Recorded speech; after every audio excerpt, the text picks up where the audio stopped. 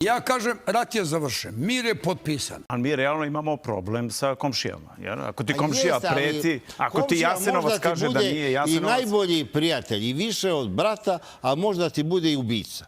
I možda te ubije, a može da ti bude sve u životu. Ali evo, recimo, odmah posle bombardovanja, posle užasa, posle 5. oktobra, Bogoljub, takav kakav jeste, on je krenuo da dovodi albanske biznismene s Kosova iz Albanije u Beograd. Ja sam tada doveo Adema Demacija. Pazi, to je bio šok. Međunarodni šok. Ideolog OVK. I Adem kaže, mene će da ubiju. Ja kažem, rat je završen, mir je potpisan.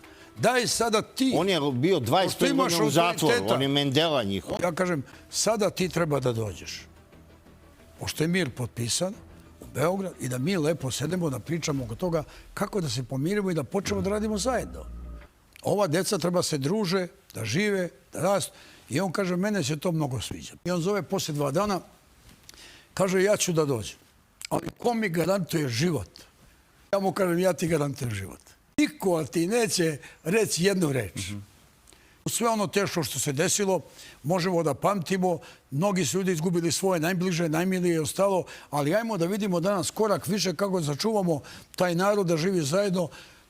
Srbi koji su ostali tamo, Albanci i tako dalje i tako dalje.